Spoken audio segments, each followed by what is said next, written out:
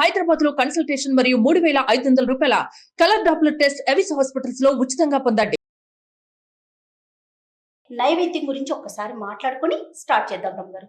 జనరల్గా అన్ని చోట్ల తొలి నైవేద్యంగా కట్టె పొంగల్ చేస్తారు. కట్టె పొంగల్ అంటే మిరియం పొంగల్ అంటాం, పప్పు పొంగల్ అంటారు. ఊళ్ళల్లో పేర్లు మారిన పదార్థం ఒకటి. బియ్యము పెసరపప్పు కలిపి వండేది. అయితే దాన్ని 2 విధాలుగా చేయొచ్చు.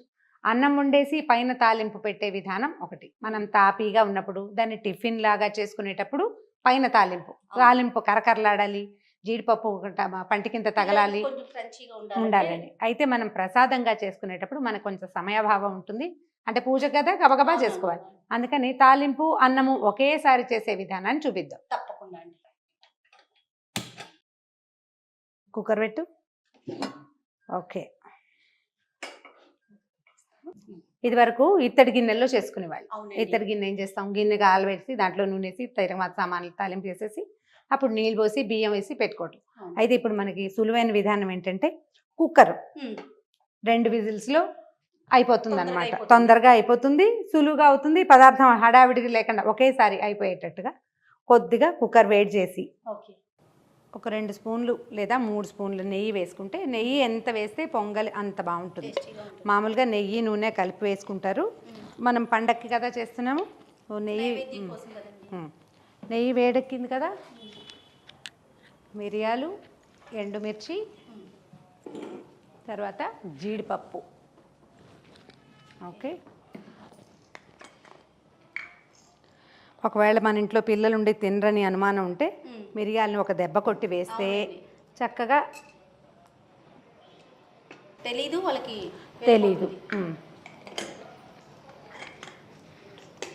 మిరియాలను కొద్దిగా వేకనిచ్చి, అంటే కొంచెం టపటపలాడతాయి. మొహం మీద చిందకుండా మాత్రం జాగ్రత్త పడండి. కొద్దిగా మినపప్పు, ఇది కమ్మదనం కోసం, అంటే వాసన బాగుంటుంది. మినపప్పు కూడా కొంచెం వేగుమొహం పట్టాక జీలకర్ర,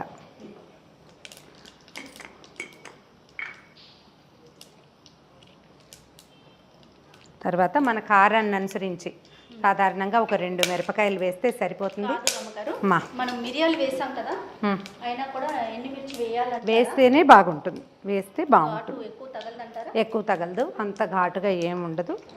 తర్వాత ఇది కొంచెం ఎర్రబడుతూ ఉండగానే మనం ఏం చేయొచ్చు, ఇందులో ఇంగువ ఈ పొంగలికి చాలా తప్పనిసరిగా వాడుకోవాలి. ఇంగువ వేసాక చిన్న చిన్న అల్లం ముక్కలు వేసి వేయించేసుకుని కొద్దిగా వేగాక జీడిపప్పు ముక్కలు వేసుకోవాలి. ఆ తర్వాత నీళ్ళు పోసేయటం, నీళ్ళు కొంచెం వేడెక్కగానే బియ్యం అవి వేసేసుకోవటం. తర్వాత కరివేపాకు. వాసనే వేరు, అద్భుతం. దాన్ని నచ్చిన వాళ్ళకి భలే ఉంటుంది. అంటే మనకి నచ్చాలి కదా టేస్ట్. అయితే ఇప్పుడు మనం ఎన్ని గ్లాసుల రైస్ ఎంత ఇది చేయదలుచుకున్నామో దాన్ని బట్టి అన్ని గ్లాసులకి 3 ఇంచుమించుగా మనం ఇప్పుడు ఒక గ్లాసు చేయదలుచుకున్నాం అనుకుందాం. తీసేయాలి. 1 గ్లాసుకి 3 గ్లాసుల నీళ్ళు, 2, 3 గ్లాసులు. ఇంకొక ½ గ్లాస్ వేద్దాము, ఎందుకంటే మనం పెసరపప్పు వేస్తాం కదా దానికోసమని. ఓకే. దాన్ని ఇంకేం చేయక్కర్లేదు, దాని దారిన అది కాగుతుంది. ఈ లోపల మనం బియ్యం పెసరపప్పు కలిపి కడిగేసుకుందాం. ఇప్పుడు మనం 3.5 గ్లాసులు నీళ్ళు పోసాం అంటే 1 గ్లాస్ కొలత మంది, ఒక 3/4 గ్లాసు బియ్యం, ఒక ½ గ్లాసు పెసరపప్పు, అంతే. సరిగ్గా ఈ నీళ్ళకి సరిపోతుంది అనమాట. కొంచెం నెయ్యి వేసుకున్నాం, తాలింపు గింజలు వేసుకున్నాం, మిరియాలు, జీలకర్ర, ఇంకా మన టేస్ట్కి అనుసరించి. ఇందులో వెల్లుల్లిపాయలు లాంటివి వేయము, వెల్లుల్లిపాయలు వేయం. అయితే మనం జీడిపప్పు వేసుకుంటాం. మామూలుగా మనం జీడిపప్పు వేయలేదు, నేను తెచ్చిపెట్టే కానీ మళ్ళీ వేయించి వేసుకోవాలి. నీళ్ళు వేడెక్కిపోయినాయి, నువ్వు 1 స్పూను ఉప్పు వేసేసే. ఇందులో ఉప్పు వేస్తే పప్పు అన్నం ఉడుకుతాయా అలాంటి అనుమానాలు ఏమీ పడక్కర్లేదు. కుక్కర్లో అన్నీ ఉడికిపోతాయి, అంత పట్టదు, కొంచెం తగ్గించుకోవాలి. 1 గ్లాసే కదా, అదేసి. తక్కువైనా పర్వాలేదండి, అంటే పొంగల్లో తర్వాత కలుపుకోలేం. మన దగ్గర బియ్యము పప్పు కడిగి పెట్టుకున్నాం కదా, అది వేసేసుకోండి. ఏ నీళ్ళు ఎక్కువ వేడెక్కాల్సిన అవసరం కూడా లేదు. మీరు ఎంత స్పీడ్గా అయినా ఈ పని చేసేసుకోవచ్చు.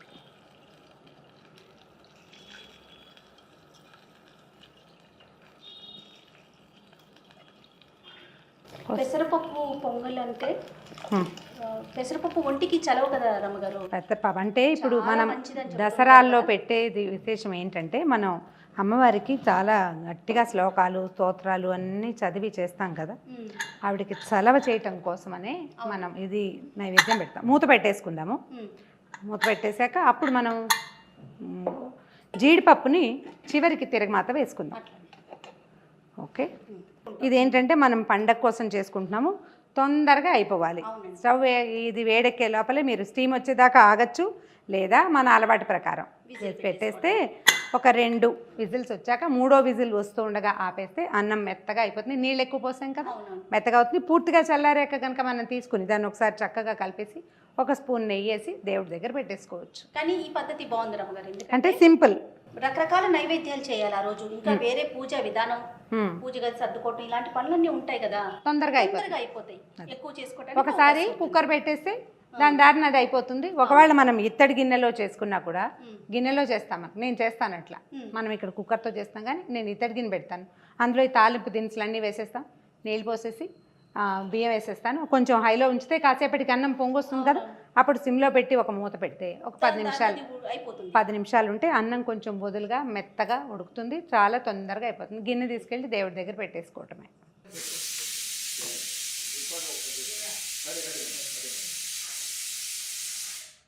ఓకే, 2 విజిల్స్ చాలేమో, అంటే మనం క్వాంటిటీ కూడా తక్కువే వేసాం కదా. 2 విజిల్స్ సరిపోతుంది. 3వ విజిల్ వస్తుందని కానీ ఆపేస్తే సరిపోతుంది. కుక్కర్ చల్లారేదాకా మాత్రం తీయద్దు, కొంచెం అన్నం ఉడుకుతూ ఉంటుంది కాబట్టి. పెసరపప్పు చాలా చలువ అంటారు కదా రమ్మగారు. చల్లగా ఉంటుంది, అరుగుదల బాగుంటుంది. మనం మిరియాలు అల్లం వేస్తాం కదా, దానివల్ల అరుగుదలకు వస్తుంది బాగా.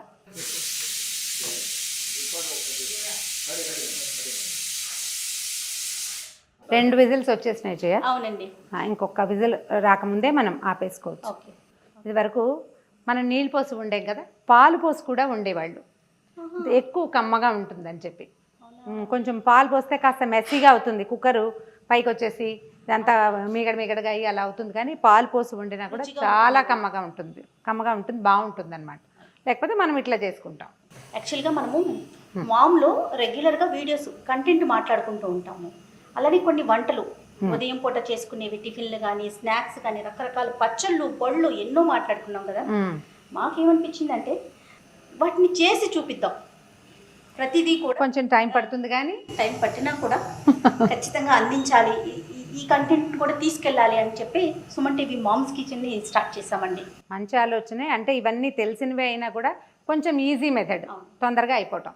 అయితే నాకైతే ఈ కాలంతో పాటు పాతకాలపు రుచుల్ని పరిచయం చేయాలని, అంటే నేనని వంటకాలు, నా వంట అంతా పాతకాలపు వంటే, పద్ధతులు అవన్నీ తప్పకుండా. అయితే చెప్తున్నా కదా, ఇది మనం పాతకాలపు పద్ధతినే, మరీ పాత విధానం కాకుండా ఇప్పుడున్న అవకాశాలను బట్టి కొంచెం తొందరగా వండేసుకోవటం. ఎందుకంటే మన ఇద్దరం మాట్లాడుకున్నప్పుడు చాలా మంది కామెంట్స్ పెడుతూ ఉంటారు, చేసి చూపిస్తే బాగుంటుంది, ప్రాక్టికల్గా అంటే ఎలా చెయ్యాలి అనేది ఒక వివరణగా ఉంటే వినే వాళ్ళకి చూసే వాళ్ళకి కూడా చాలా బాగుంటుంది కదా. అవును, ఇప్పుడు మనం పులగం అని చెప్తుంటాం ప్రతిసారి, పులగానికి కూడా ఇదే పంద. ఒక గ్లాస్ బియ్యానికి ఒక గుప్పెడు పెసరపప్పు, ఒక చిటికెడు ఉప్పు, కొంచెం ఒక చిటికెడు పసుపు వేస్తే అన్నం కాస్త రంగు మారుతుంది. అది కుక్కర్లో కూడా వండేసుకోవచ్చు, విడిగా వండినా పర్వాలేదు. కాకపోతే విడివిడిగా కలపకూడదు, రెండు కలిపి వండుకోవాలన్నమాట. కలిపి ఉండి అది కూడా మనం ఒక బెల్లం ముక్క, చిన్న నేచుక్క వేసి దాని మీద నైవేద్యం పెట్టేసుకోవచ్చు. ఇలా చేస్తే మనం పొంగల్లాగా, అంటే గుమగుమలాడుతూ ఉంటుంది కదా, ఒక రుచికరమైన పదార్థం. ఒట్టి అన్నం కాకుండా పులగంతో ఏంటంటే అది ఒట్టిగా తినరు, దానికి ఏదైనా ఒక ఆధారు కావాల్సి వస్తుంది. దీనికి ఆధారు అవసరం ఉండదు. అమ్మవారికి ఇది పూర్తి స్థాయి నైవేద్యం అనమాట. ఇందులో చూడు మనం బలవర్ధకమైన నెయ్యి వేసాము, పెసరపప్పు అరగడానికి మనం మిరియాలు, అల్లము, జీలకర్ర ఇవన్నీ యాడ్ చేస్తాం కాబట్టి ఎక్కువ రుచిగా ఉంటుంది, ఆరోగ్యవంతంగానూ ఉంటుంది. కుక్కర్ వచ్చేసింది, తీసేద్దాం జయ. విజిల్ వచ్చేసింది. ఎస్, చూడ్డానికి బాగుంది చూడు, ఒకేసారి అయిపోతుంది.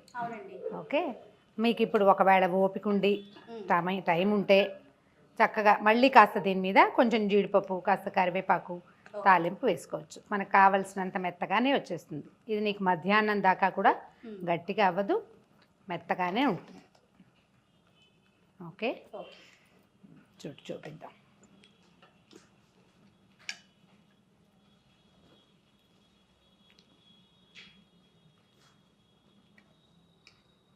దేవాలయంలో పెడతారు చూడు, అట్లా వస్తుంది. ఒకవేళ మన దగ్గర ఉండే మరీ పాత బియ్యం అనుకో, అప్పుడు ఇంకా కొంచెం ఎక్కువ నీళ్ళు పోసుకోవాలి, నీళ్ళు ఎక్కువ పోసుకోవాలి. ఓకే, సాధారణంగా దేవాలయాల్లో ఎక్కువగా చేస్తూ ఉంటారు కదా రమ్మగారు కట్టె పొంగలి. ఎక్కువ చేస్తారు. అంటే ఇది ధనుర్మాసం రోజుల్లోనూ అప్పుడు ఎక్కువ చేస్తారు కదా. దీన్ని మనం దేవుడికి నైవేద్యం పెట్టేటప్పుడు పైన ఒక స్పూన్ నెయ్యి వేసుకుంటే బాగుంటుంది. దాంట్లో మీరు చూడు కనిపిస్తున్నాయి, జీలకర్ర, ఎండుమిర్చి కనిపిస్తుంది, జీడిపప్పులు కనపడుతున్నాయి, మిరియాలు కనిపిస్తున్నాయి, అల్లం ముక్కలు అన్నంతో పాటు కలిసిపోతాయి. మొత్తం కలిపి మనం ఒకటేసారి నైవేద్యం పెట్టేసుకోవచ్చు. పైన నైవేద్యం పెట్టేటప్పుడు జ్ఞాపకం పెట్టుకోవాల్సింది ఏంటంటే నెయ్యి వేసి నైవేద్యం పెట్టుకోవాలి. అంటే వండేటప్పుడు వేసాం కదా అని అనుకోకుండా పైన నెయ్యి వేసుకోవాలి. పైన నెయ్యి వేసి నైవేద్యం పెడితే సరిపోతుంది. అయితే మొదటి రోజు ఇప్పుడు కట్టె పొంగల్ మనం చేసి చూపించాం కదా రమ్మగారు, ఇది కాకుండా ఇంకేమన్నా పెట్టుకోవచ్చా దీంతో పాటు? దీంతో పాటు అంటే దేవాలయాల్లో తీపి బూందీ పెడతారు, తర్వాత శనగలు లాంటివి పెడతారు, పెసరపప్పు పెట్టచ్చు, బెల్లం వేసుకుని పెట్టచ్చు. ఇంకా ఏదైతే అది మనకి చేతొచ్చింది. ప్రధానంగా పెట్టేది కట్టె పొంగల్.